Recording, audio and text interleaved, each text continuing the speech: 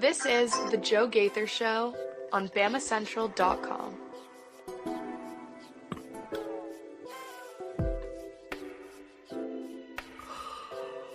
Good morning, Tuscaloosa, Internet world, West Alabama. How we doing today on a Monday? It's October 13th, and the Crimson Tide is still undefeated in SEC play after a huge road victory over the Missouri Tigers. I'm Joe Gaither. This is the Joe Gaither Show on BamaCentral. We're hanging out with you with our man Theo Fernandez as we were going to break down the victory this past weekend. Alabama getting it done. We appreciate everybody checking us out on the BamaCentral YouTube channel, on the BamaCentral Facebook page. You can find us on your favorite podcast platforms on Spotify, Apple Podcasts, Amazon.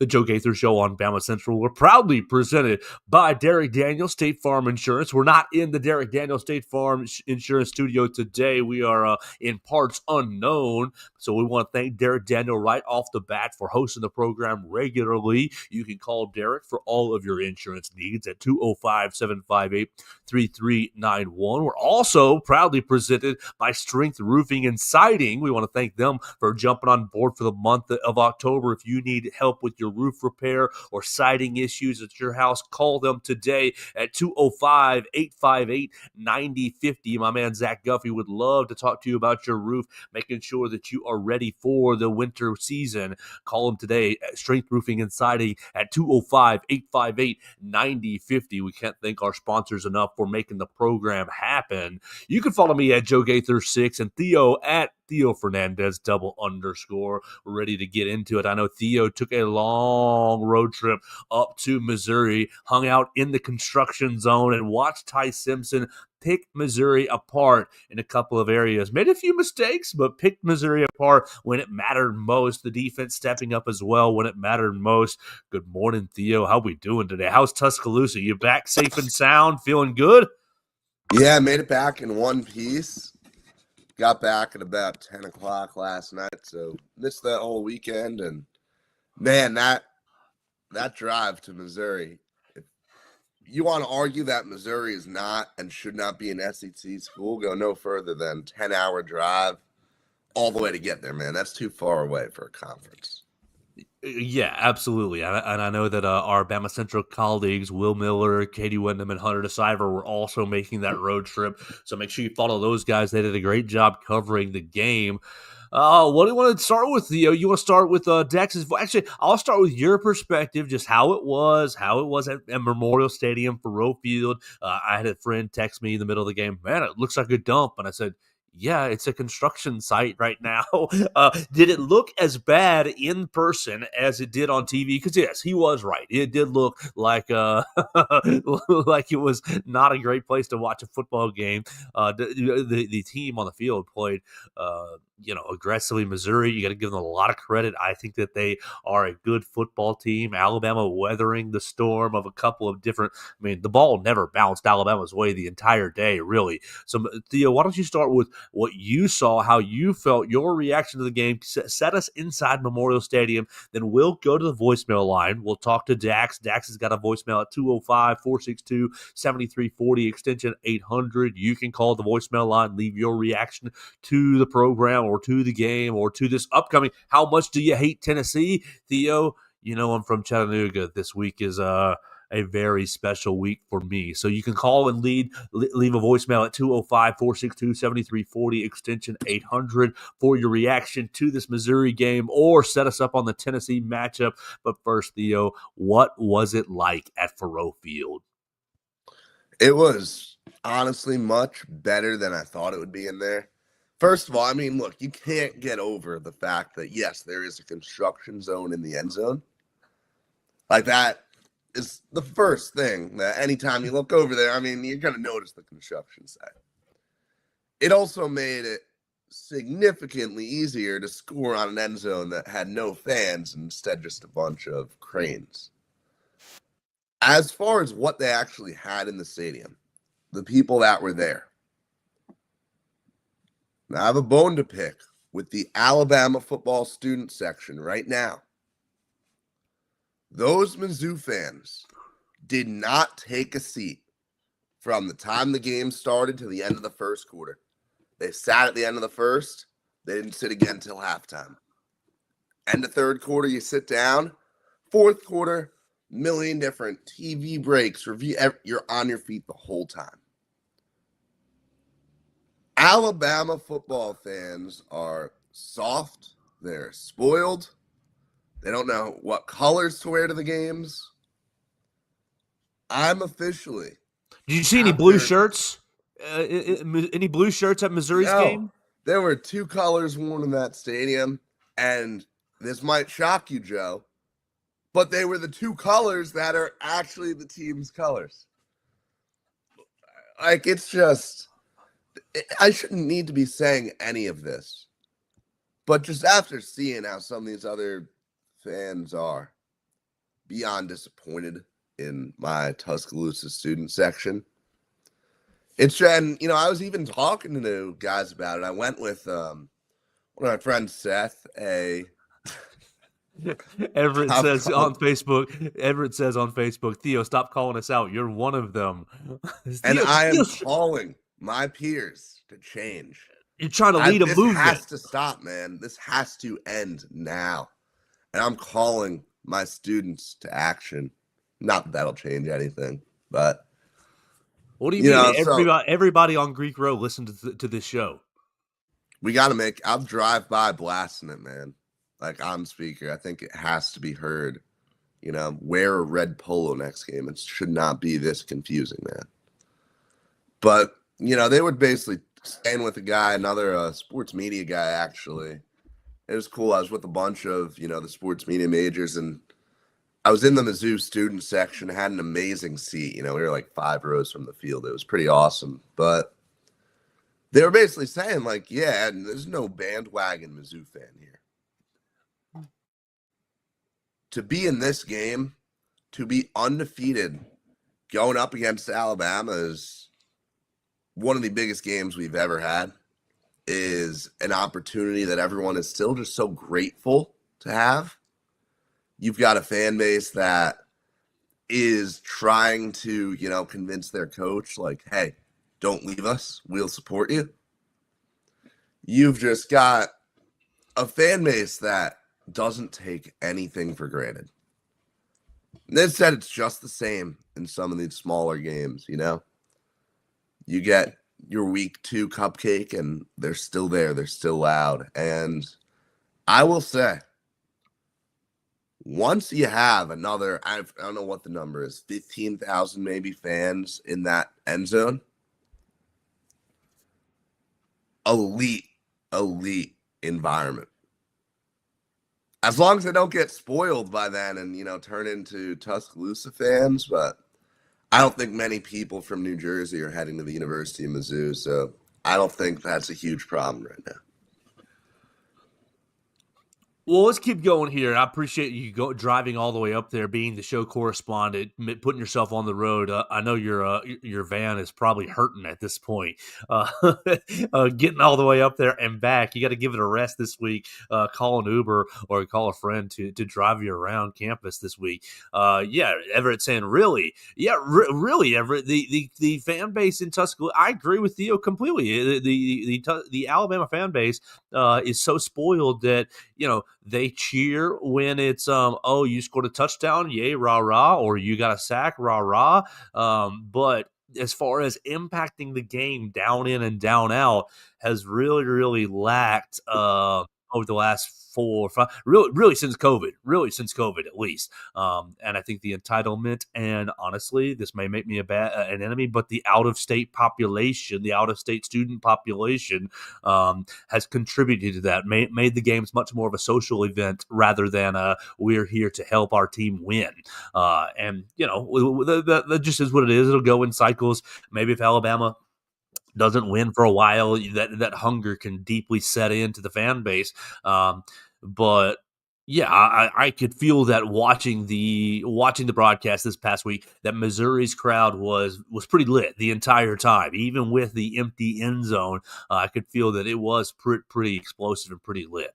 But Alabama winning 27-24. Let's head to the voicemail line. Let's hear Dax's reaction, and then we'll start breaking down aspects of this game: the good, the bad, the ugly. What worked for the Crimson Tide? What didn't work for Alabama? Is the offensive line ever going to get settled? We'll talk about a lot of different aspects of this team. Is Damani Jackson, are you done as a starter? Because that was one of the ugliest first drives ever. Ty Simpson absolutely going unconscious on a couple of his throws. Really, the 4th and 8 to Lazia Brooks was just one of the best throws I've seen all year and in quite a while, really, in an Alabama uniform. So we'll get into all of it. Let's hear what Dax has to say. You can join Dax on the voicemail line at 205-462-7340, extension 800. Guys, it is Dax. We got another win. I predicted 38-14, and I was wrong. Missouri is indeed a good football team. So they are really good. Their defensive line is obviously way better than our offensive line. The offensive line was atrocious today, I'm going to be honest. Wilkin Formby, I am sorry, buddy, but I'm kind of out on you. We need Mike Carroll at right tackle, and then guard. I don't know. Jaden Roberts played today, and he wasn't particularly outstanding either, especially in pass protection. I think we're just going to have to chunk it up to next year's offensive line being really good. I don't know.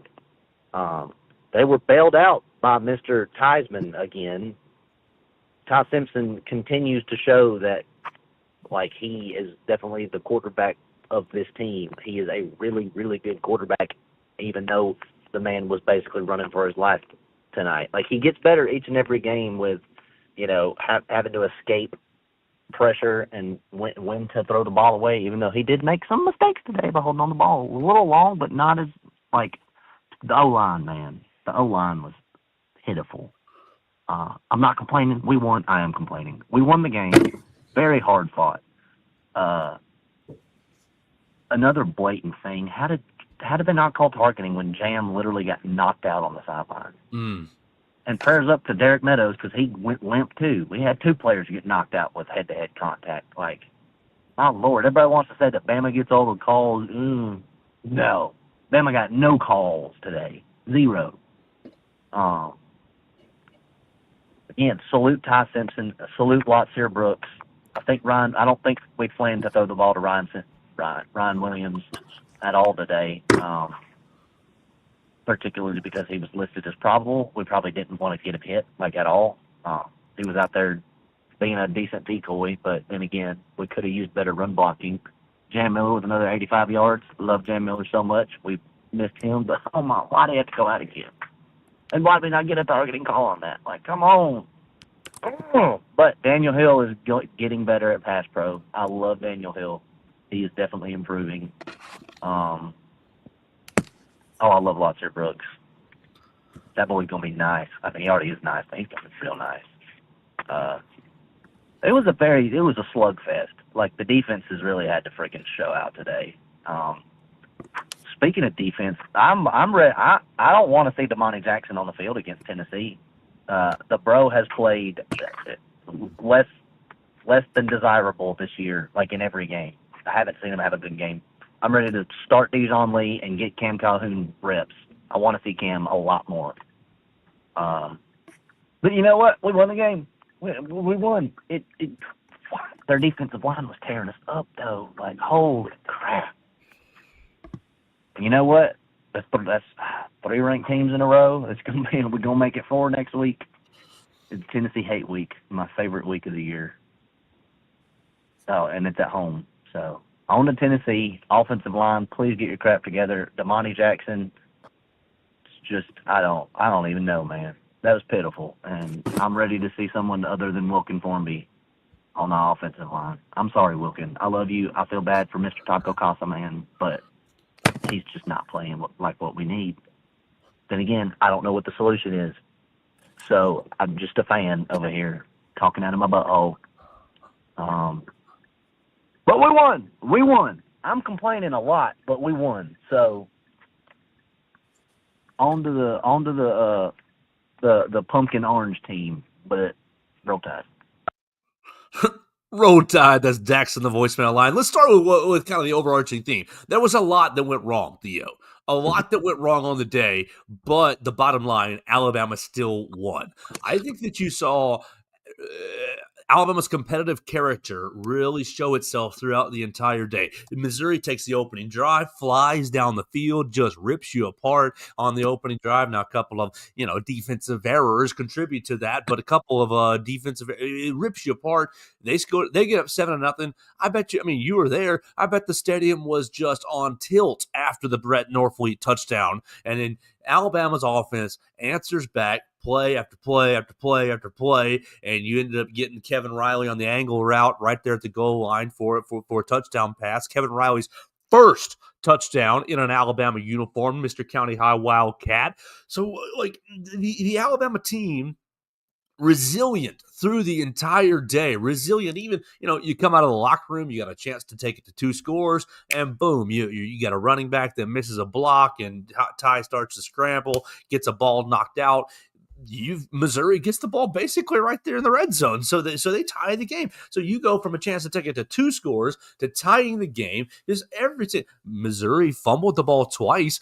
They recovered both fumbles. I thought that Alabama, even with the issues that you had all day, I mean, offensively, you were down on your best wide receiver, whether you like Ryan or not, to work for the last 5 weeks, whatever. He's your best wide receiver. He is. Jeremy is amazing, but Ryan is your most talented wide receiver. And Ryan basically played decoy the whole day. It was, hey man, get out there and see if you can draw some coverage. I know you're hurt. We're not going to try to make you hurt yourself even more.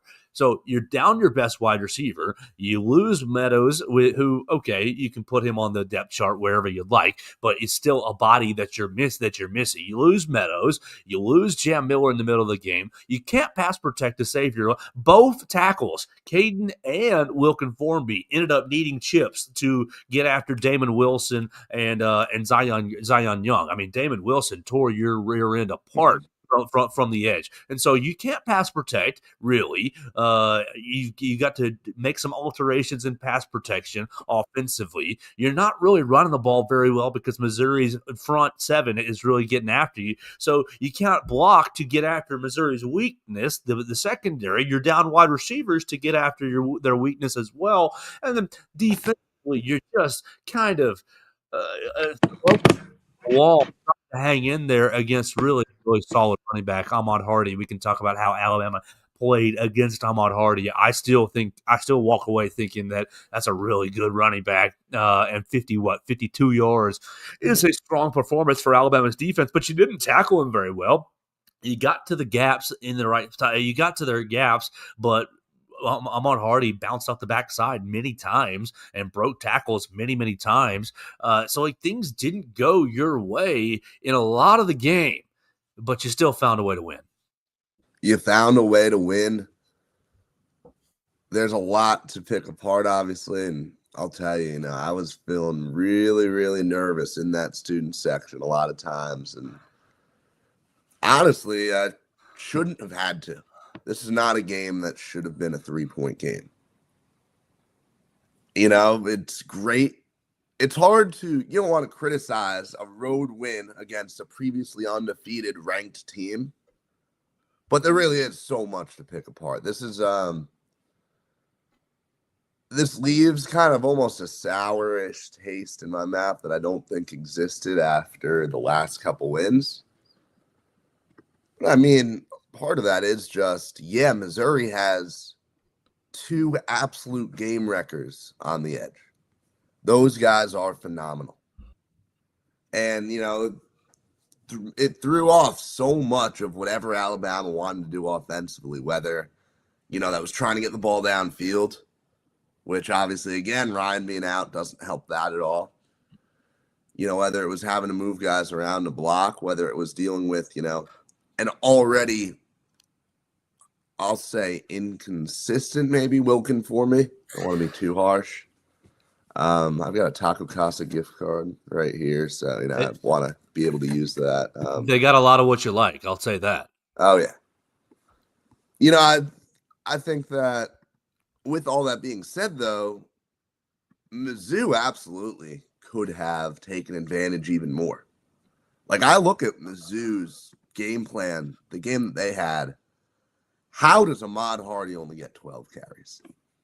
Genuinely, how do you only give him the ball 12 times when he's moving it, and we're averaging over 4 yards an attempt? And then the other thing, I don't get, I think Damani should have been attacked even more. You had so much success attacking him.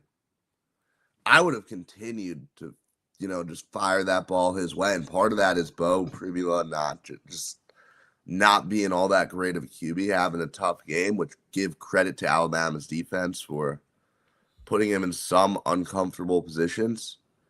But man, I think, this is a game where both teams should be a little upset with their performance out there, I'd say. Well, right. And to Alabama's credit, you look at the snap counts for the defensive backs. Keon Sapp, 54, Bray Hubbard, 53, Xavier Brown, 52. So those basically serve as your starters. Well, Dijon Lee gets 49 snaps to Damani Jackson's 22 because Damani on that first drive, people are looking at the touchdown play where he kind of goes out of bounds and doesn't tackle Brett Norfleet. I don't really have a whole lot of issue with that because I do think he had his eyes on the ball and momentum just kind of carried him out of bounds. I think he was trying to play an overthrown ball or a ball he thought was overthrown. My biggest issue with Damani on that opening drive was the quarterback read play that Bo Pribula took. What do I have? Well, I have it 23 yards, right? You have his first 3 plays, Bo Pribula's first 3 runs. He rushes up the middle, quarterback draw, 12 yards, and then he rushes off the right for 4 yards. But then first and 10 from the Bama 50, basically, he keepers on a quarterback read and runs for 23 yards, and Damani just jogs over the sidelines to kind of edge him out of bounds. There was no sense of urgency. There was no, I'm going to come downhill and make Damani make Bo Pribula pay. It was a terrible angle. And I think many people thought that my Damani Jackson loaf tweet was for the next play. But golly, an awful angle. So Damani only plays ultimately 22 snaps in the game. 5 defensive backs played more than him. Keon, Bray, Xavier Brown, Dijon Lee, and Deshaun Jones with 30 snaps.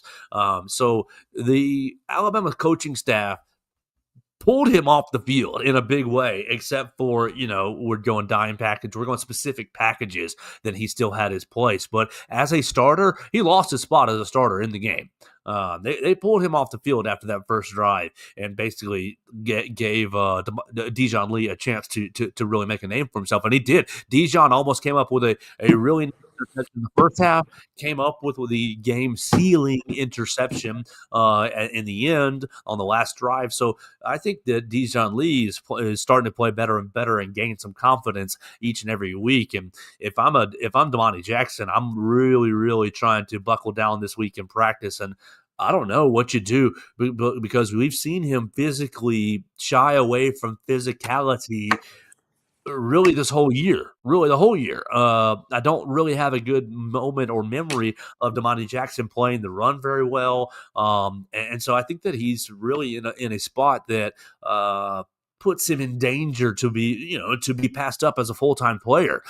He can be put in as in sub packages, but even on one of the last drives, one of the passes to this Illuminate kid, Damani is just kind of standing there. Yeah, he ushers him out of bounds, but he's kind of standing there, doesn't really play the ball, plays the man, and I don't know. I'm not really happy with Damani Jackson's play if I'm evaluating this game. I am happy, though, that Kane Womack and company noticed it quickly and said, hey, man, Dijon Lee's getting all your base packages reps. So a lot to like, but a lot to hate as well. I thought that Bo Pribula's inability to read a defense really contributed to Alabama's defensive performance. I thought that when they were patient with Ahmad Hardy, he was effective in a lot of ways. The game flow started to get away from them just a little bit, so they weren't able to give him upwards of 17, 22, 25, 27 carries or so. So I think to your point about why do they only get 12 carries, I think the game flow got away from them a little bit. I but disagree with that one. just a little, just a hair. But maybe they could have been more patient. Maybe they could have just eaten clock and eaten more possessions and just given it to him and said, "Hey, man, we're riding you." I was largely pleased though, just with the resiliency that the team showed. Kane Womack, bless his heart, they played really strong defense. The first drive, you're trying to find your footing, you're trying to figure out what they're doing, and Missouri had 2 weeks of time to prepare a script against your defense. I think that you saw that bear out in the first drive where they flew right down the field. They had about 7 plays that they thought these plays are going to work against Alabama's defense, and they did. But really, after the first drive, you've got what for Missouri? You have another red zone drive where they pick it up at the first drive of the second half after the fumble. So there's 14 of the 24. They ended up generating another touchdown drive. Basically. It's in garbage time as they're throwing the ball down the field. And Kane Womack just got blitz happy on that drive as he's trying to end the game instead of just ride the wave, make a rush for and play some coverage. Maybe Bo is going to throw a bad pick again, but like you have 3 touchdown drives and a field goal for Missouri. 1 to open the game, 1 to open the second half after a fumble, and 1 after the game's kind of out of reach at 10 points. I think the Alabama defense is really coming along, especially when you consider the Alabama defense is so close to so many so many more game-changing plays. You get 1 of the 2 fumbles, or heck, you get them both. Keon Sabb gets himself the sack that Bo Pribula escapes from and runs out of. Damani Jackson comes down with the intercept. There were so many other plays that Alabama's defense had in its fingertips that just barely out of reach, or the player didn't execute, that I think that all this talk about we hate Kane Womack and the scheme doesn't work, I don't think the evidence lines up for that right now. I do think that Kane did get blitz happy towards the end of the game, just a little bit, because I think that by that point the defense was getting good pressure with 4, and you could drop back and kind of make Bo Pribula throw it into the teeth of the defense, and when he did, throws a pick to Bray Hubbard, throws a pick to Damani Jackson. So I think that could be a little bit adjusted, but they'll look at that. All in all, though, I think Kane Womack called a pretty decent game, and the Alabama defense played pretty well. Yeah, I would say they will too. I just think Missouri could have done a better job of putting them in an uncomfortable position. The fact that Alabama had just under 40 minutes of possession, it's absurd. It is baffling how Missouri was so willing to just have these little quick throw drives. And, you should be trying to replicate almost like a Vanderbilt 2024.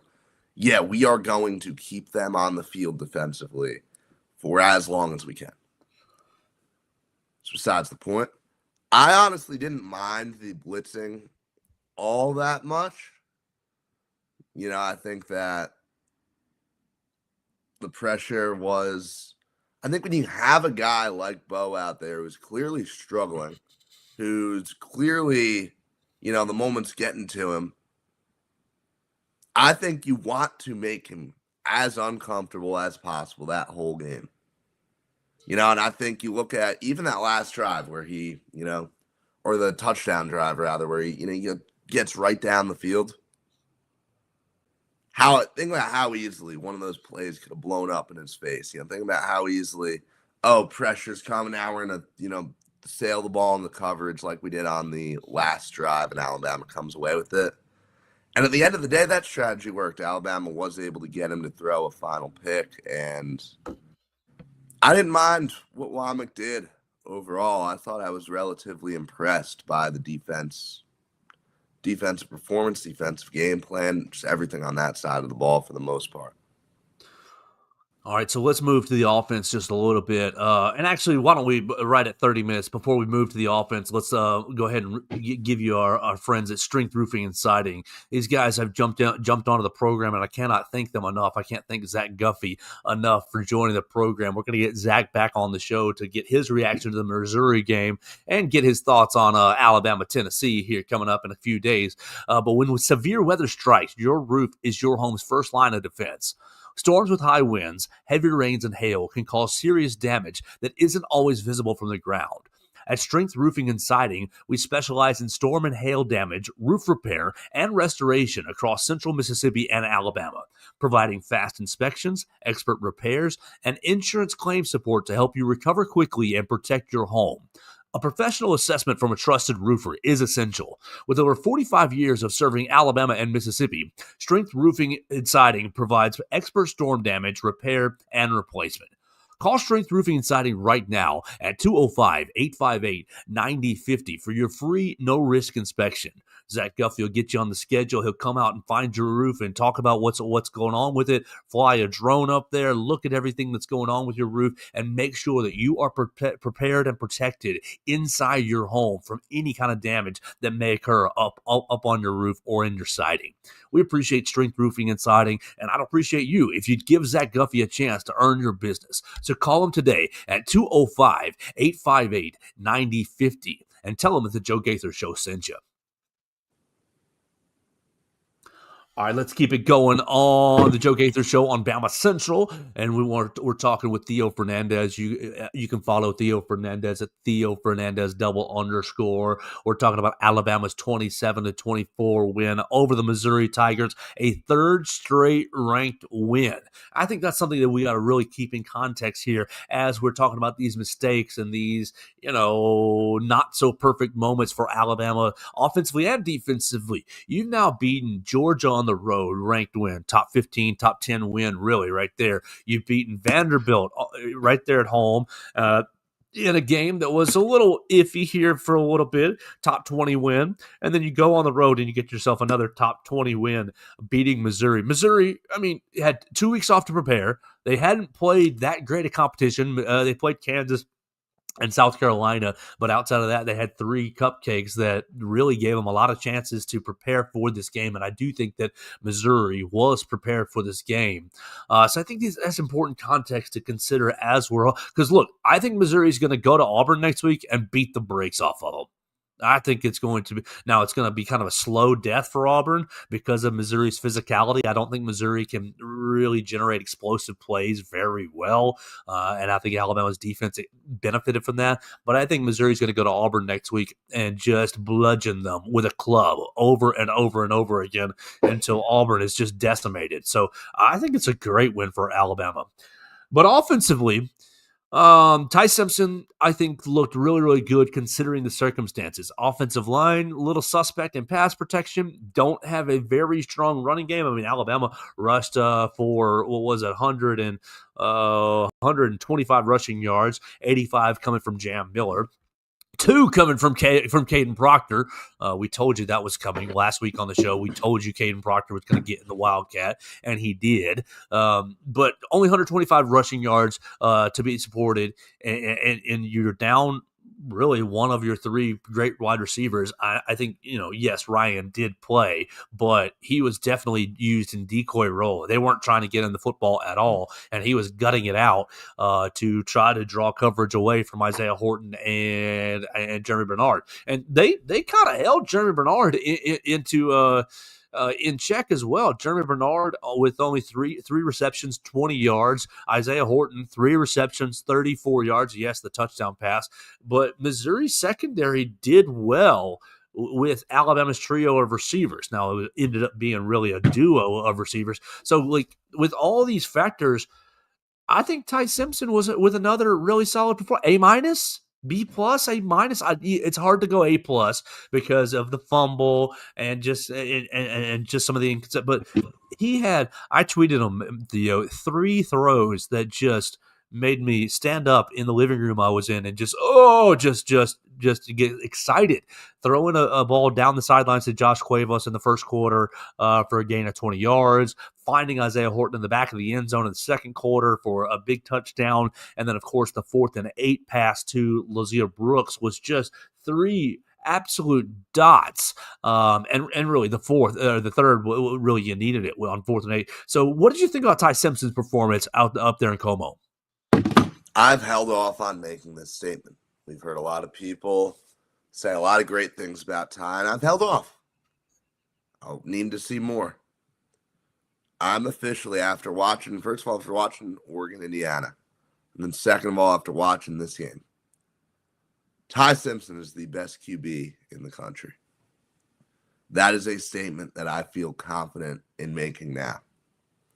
I mean, you just look at the throws this guy makes week after week of just adding upon every single performance, and you can step up on a 4th and 8 and deliver that kind of ball in that moment. You know, you're throwing to a good receiver, but you're throwing to a freshman. You got to make sure that ball is perfect. You put it right there. Ty Simpson is a phenomenal football player who will probably be selected, I think, in the top 10 of the NFL draft, and who I think will, end up being remembered as one of the best, as having one of the best QBs seasons in Alabama football history. He is just a special player right now. Yeah, I had a friend tell me, I'm going to get a Ty Simpson jersey this weekend. I said, you need to. You should. At this point, I feel very confident knowing that it's going to age very well the rest of the season. He could have a stinker game here coming up, and the team may not win a national championship or an SEC championship. Who knows? Like, that's what's way off in the future. I don't have a crystal ball. But based on the body of work so far, I don't think that Ty Simpson's going to embarrass you if you end up wearing his jersey around town. 6 games in, I think that he's playing just elite football. Yes, you go on a road you go to the road at Florida State, and it's not amazing. And, of course, there's things that Ty can do better. But through 6 games, 1,600 yards, 16 touchdowns, and 1 interception. Yeah, you've also got the fumble as well. But so you got 2 turnovers, 16 touchdowns. Does he have can I find the rushing right there real quick? Rushing, 58 yards rushing, and another 2 touchdowns. So he's 18 touchdowns to 2 turnovers. And he's basically got 1,700 yards to all-purpose yards, adding the rushing and the passing yards together, 1,700 yards. I think that you're seeing quarterback play from Ty Simpson that you haven't seen here since number 9 was wearing a uniform. And I don't really want to disrespect Jalen Milroe. I got a lot of people in my mentions this weekend, Theo, saying, why didn't you start Ty Simpson the last 2 years? And I think that they're not accounting for the fact that these are young players and young men who grow year to year. Theo, you're a young man. Love you so much on the show, but are you the same person mentally as you were last year, a year ago? Could you handle the same things that you're handling now a year ago? I don't think so. And I think very highly of you, but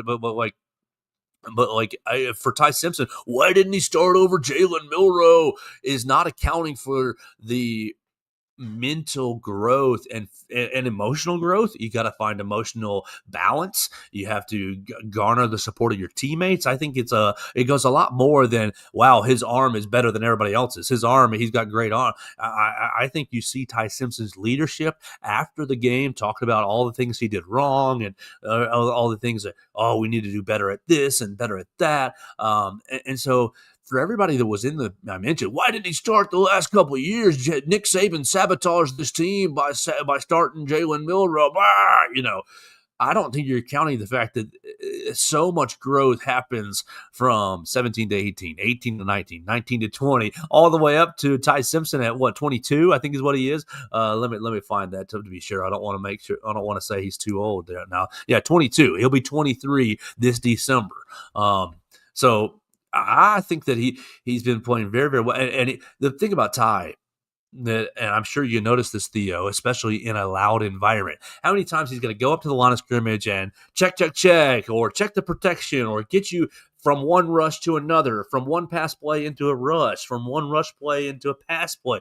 His ability to see what the other defense is doing and have answers for it is really, really outstanding. Could not agree more. I mean, and yeah, I like the take on, growth year to year. I was trying to, because I've been thinking about that myself. Like, what if we had him out here last year? I would not have been a starting guest on the Joe Gaither podcast a year ago. I am now. Ty, we saw him play 2 years ago, right? We saw him go out there for a half of football 2 years ago. Small sample size, but yeah, a lot of development year to year. But he really, really is special at this point. And, I'm waiting for, him to come out and just have a bad game. Make multiple mistakes, struggle, and hasn't happened thus far. I don't know where it'll go the rest of the season. I don't know what we'll see out of him, but regardless, I mean, this is a guy who's playing great football, and this also is a guy that is, quite frankly, so easy to root for, and a guy that you absolutely want to root for, Not that Alabama quarterbacks have ever really been unlikable, but no, Ty just seems like a phenomenal stand-up guy, very strong in his faith, always saying all the perfect things in every press conference. So it's hard not to be happy for him. What do you think's up with Ryan, and what do you think is his future this week with Tennessee? He was very clearly used as a decoy this past week. People are throwing, why isn't he getting the ball? Watch him on the practice report. Coach DeBoer basically said he was carrying over an injury or a nick that he got, a ding that he got in the Vanderbilt game. I think it's a hamstring is what I think it is, but I don't know for sure. So I'll knock on wood, and I'll ask all of our listeners and viewers to take it with a grain of salt. But he pops up on the injury report Wednesday, Thursday as probable, and stupid. I'm sorry, I shouldn't say that, but the national media on Thursday and Friday looks like Ryan Williams is trending to play. What do you think probable means, folks? What do you think that means? Of course he's going to play, but gutting it out on Saturday, and especially after Derek Meadows goes down and you don't have Rico Scott ends up not being available, so you're down a couple of wide receivers. Basically gets out there and gives it his best. I think it was his best, but all the designs were really going for the other wide receivers. What do you think is DeBoer after the game? I think he's close. I think he's close to being 100%. What do you think his status is this week? How do you like the way or don't like the way that he was used this past Saturday? I have no problem whatsoever with the way he was used this Saturday. He went out there. He played his role.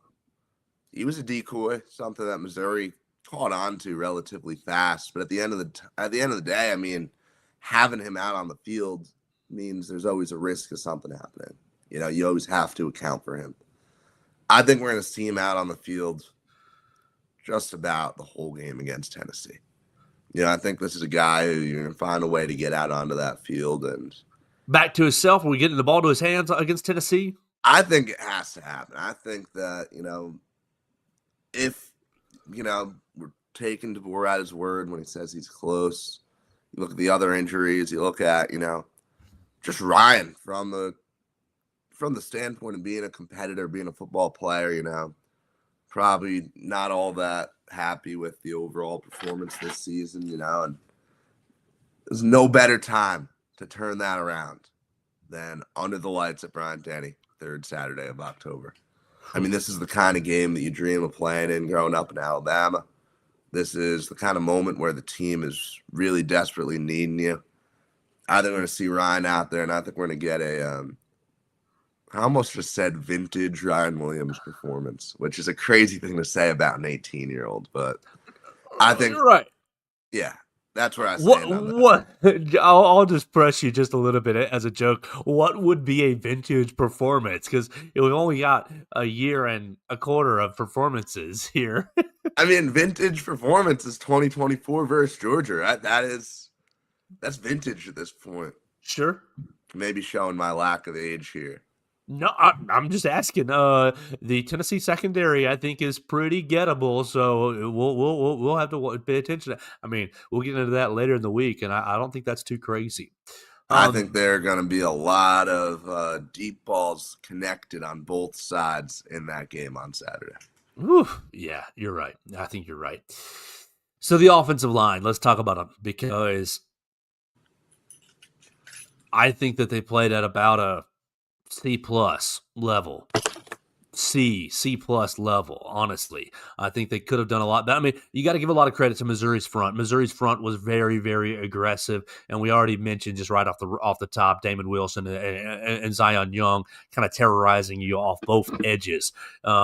But Josiah Trotter played pretty well. I thought the Missouri's front did pretty well. I just wasn't really thrilled with Alabama's front. Alabama's offensive line. I thought Caden did fine. Didn't give up too much. This is from Pro Football Focus. Let me find what I was looking for. Pro Football Focus.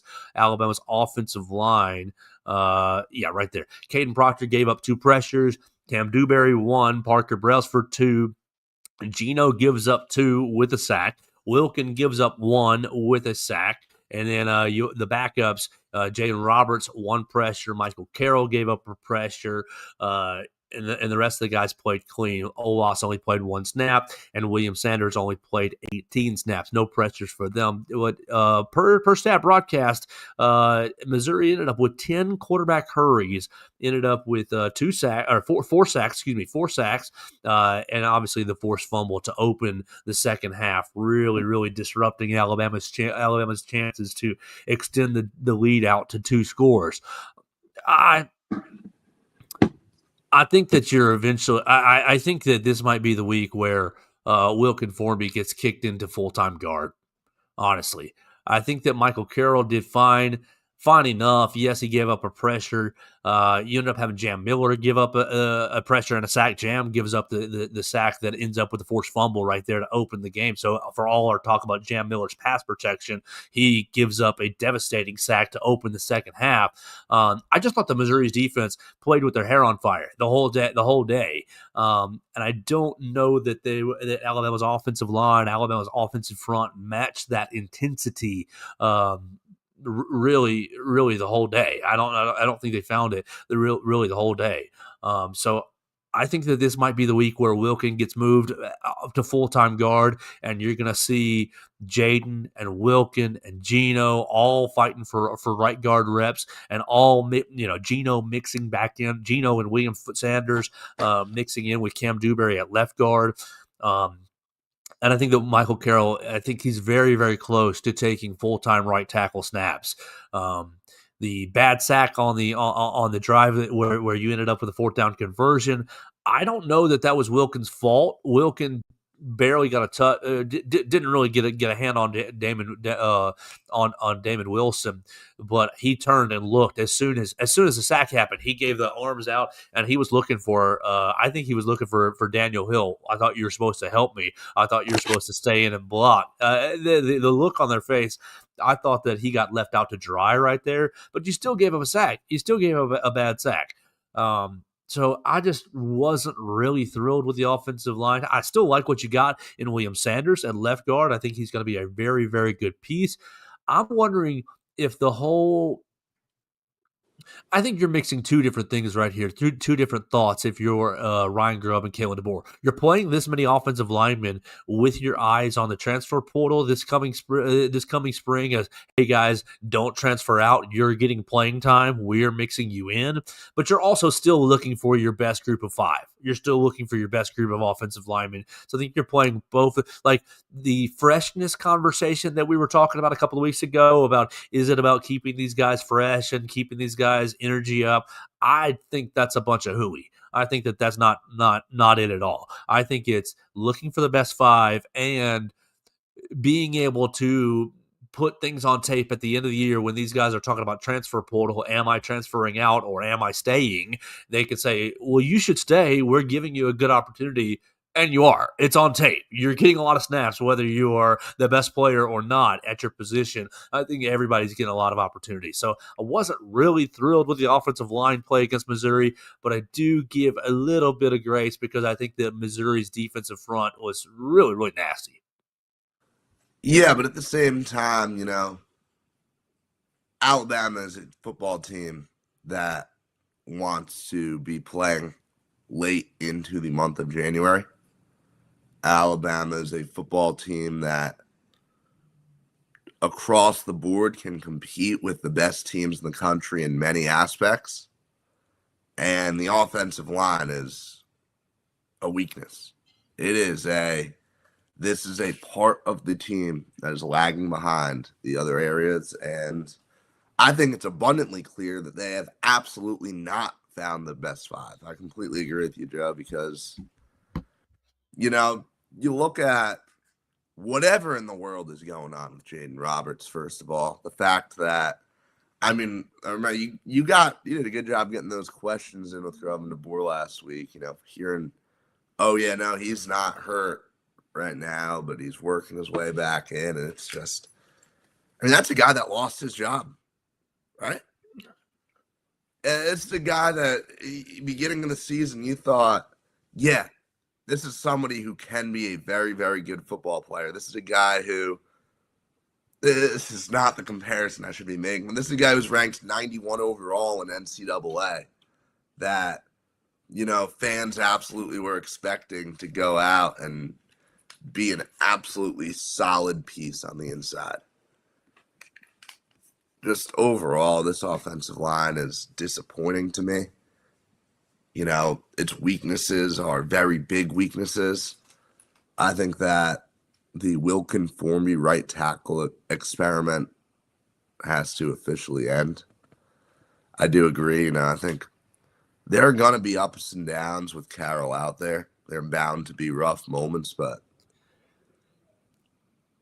I think that at his best, he's better than Formby out there. And at his worst, hey, this is a really highly rated freshman that we're developing. So there's at least some plus. It's like when your rookie QB throws an interception in the NFL, right? It's like, who really, So I think Carroll's got to be the full-time guy at right tackle.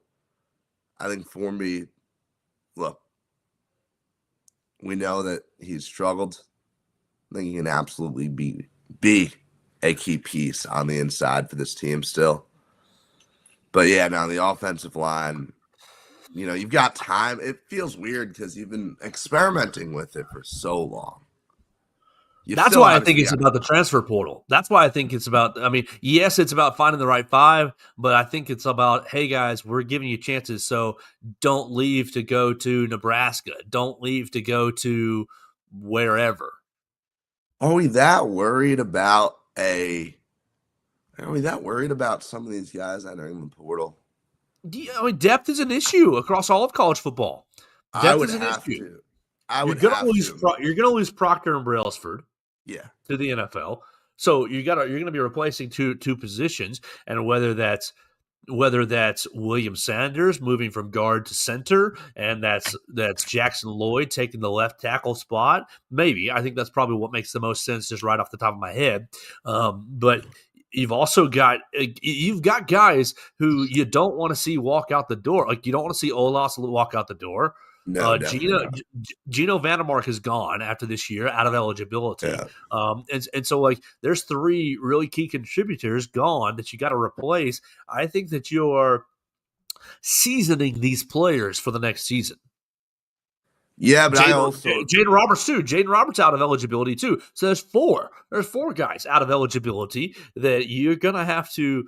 Do you want to play true freshmen that you're in the class of 2026? No, and obviously the class of 25 was a highly rated class, and you're starting to see some fruit bear in the class of 24 with William Sanders. I think Joe Ionata is probably really, really marinating. I think Casey Poe is really, really marinating as well from the class of 24. And so, like, there's guys coming up. You don't want to see them go to the portal and say, hey, we've been developing you for 2 years, and now you go play for transfer portal school X, Y, or Z. Mm-hmm. That's fair. I would also, though, expect a lot of additions in the portal at O-line. I think we're going to see, you look at the guys we're losing, the way some of the guys returning have played, I would expect radical overhaul at the offensive line this year. Yeah, I would That's as obviously well. a long way away, though. Yeah, I would as well. How about Caden Proctor and the crispy package taking the direct snap in the Wildcat, almost getting into the end zone? Man, he did that little like hop thing. If he didn't do that, he's probably able to just push through the end zone, man. He's gonna score one this year, I think. I'm just waiting for one defense back, one linebacker to just be able to blow it up, just knock that ball out. But it's almost like Caden Proctor. It's like holding a little Nerf football, though, when you got a guy that big. Like, how do you force a fumble there? That was probably my favorite moment of the game, because I'm sitting there.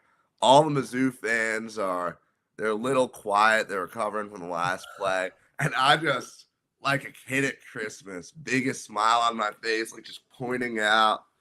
And as soon as they all saw that I was pointing to Caden Proctor about to take the snap, you just, like, looks of pure panic on everybody's face.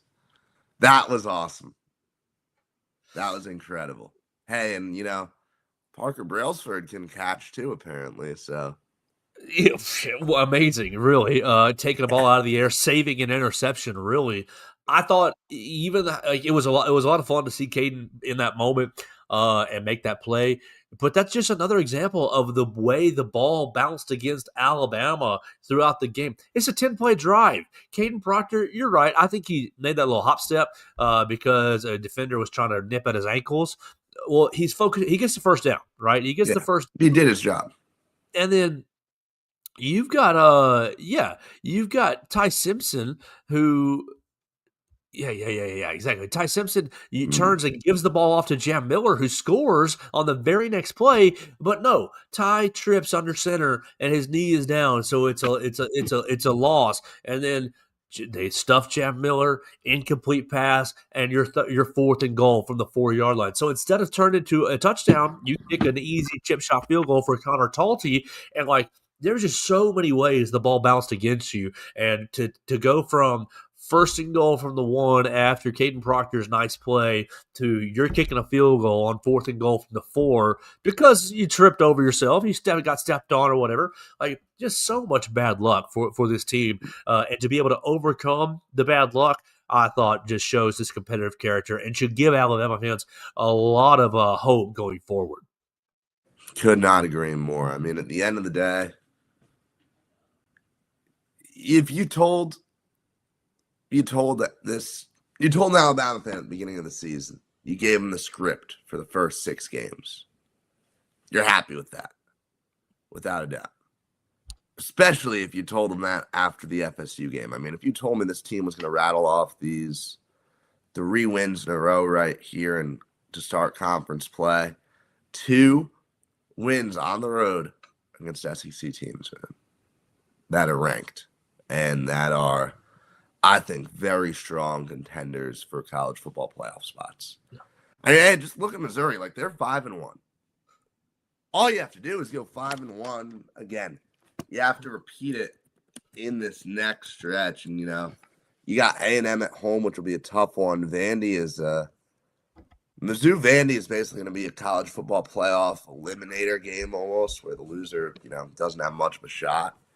So, yeah, you got Vandy, and then you got Oklahoma. Besides that, you have the easier SEC teams. So, here's a big win over one of the best Mizzou teams we've ever seen, quite frankly. A very, very good roster. And there's a lot of negatives that we picked apart today for good reason. You should be feeling good as an Alabama fan right now. I think so too. So, Theo, Let's wrap this bad boy up. We want to finish the show by saying happy birthday to Nate Oates, turning 25, turning 31, turning some nice number. I don't know what it actually is, but actually we should find that out. But it's Nate Oates' birthday today, so we'll start by saying happy birthday. 51 years old today, actually. So happy birthday to Coach Oates. Tomorrow is SEC Media Days in Birmingham, Tuesday and Wednesday, but Alabama goes tomorrow. You're going to go up there for BamaCentral. You guys can follow all the coverage at Theo Fernandez _, and of course at BamaCentral, Alabama Crimson Tide on SI. Theo, you want to get out of here with giving us 2 minutes on the New York Giants? I know the Bears play tonight, and nobody wants to hear about that, but the New York Giants were basically bullies on Thursday and took out the Philadelphia. You said it, that y'all were going to get the Eagles a couple times, maybe twice. You want to take 2 minutes to gloat, and then we'll say goodbye. Yeah, real quick, I think this is too funny to not address. Being at the Mizzou game, 51st birthday for Nate Oates, by the way, and, being with a bunch of the sports media guys at Mizzou, great group of guys, appreciate them letting me crash, and we go back to their place after the game to unwind. What's the first thing they do? Put on the Alabama-Mizzou basketball highlights from last year to watch Nate Oates destroy the clipboard, and they had to get that out of their system, man. I understood. I gladly sat down and watched that. But, man, the New York Football Giants have a savior, and his name is Jackson Dart. This guy is special. This guy is the kind of player who comes in and transforms a franchise and ends up getting them a Super Bowl. Jackson Dart, the poise that he has, the leadership, the way he captivates the fan base. This is something that even Daniel Jones, who had some incredible moments in his rookie year, had some incredible performances, multiple 5-touchdown games. Never had the team, never had the fan base the way Jackson Dart does right now. Cam Scatterboo is going to have no longevity. I mean, let's be real. But, man, these 4 years that he gives us are going to be phenomenal. One of them will end in a Super Bowl. The 2028 New York Giants will be Super Bowl champions. Jackson Dart, the way he's going to develop, the way that he's going to build his rapport with Malik Neighbors when he comes back, the way that this team will play when they take some of their money in this offseason, sign someone to the secondary, draft someone. First-round pick should be right into the secondary.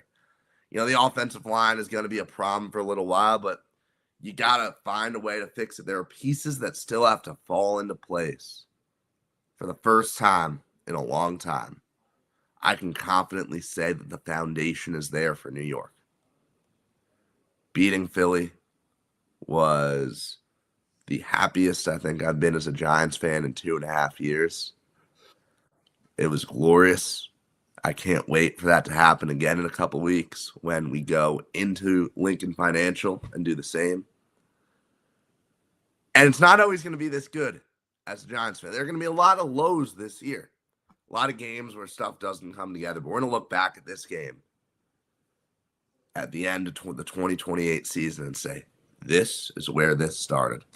This is where Jackson Dart established himself as the future Hall of Fame QB for the New York Football Giants. That is all. There we go. He's Theo Fernandez hanging out with us on Monday. He's going to be up in Birmingham tomorrow for SEC Basketball Media Days, telling Coach Oates happy 51st birthday. And we had a lot of fun with you guys today. Thanks so much for watching us on the BamaCentral YouTube channel, the BamaCentral Facebook page, my own social media machines at Joe Gaither 6, listening to us on Apple Podcasts, Amazon, Spotify. Share the show with your friends. Call us on the voicemail line at 205-462-7340, extension 800. We want to thank Strength Roofing and Siding for sponsoring the program. Call them today at 205-858-9050. They'll come out and give you a free inspection of your roof, let you know what your status is, and let you know how much longer you got with your roof, or if you need to go ahead and replace it, and they'll be happy to help you replace it. So Strength Roofing and Siding, 205-858-9050. And of course, Derek Daniels, State Farm, sponsors the program as well. So call Derek and his team, Lane, Red, and Bobby, all upstairs right now waiting to take your phone call at 205-758-3391. We'll get out of here for the day. You'll be able to find the rest of the new press conferences. Kayla DeBoer, Ryan Grubb, and Kane Womack all talk on the podium in about a couple hours, maybe 2 hours, 11:30. It starts in the Malmore Athletic Facility. You'll be able to find all of those interviews and all those press conferences right there on the Bama Central YouTube channel. We'll talk to you again tomorrow right here on the Joe Gaither Show on Bama Central, BamaCentral.com.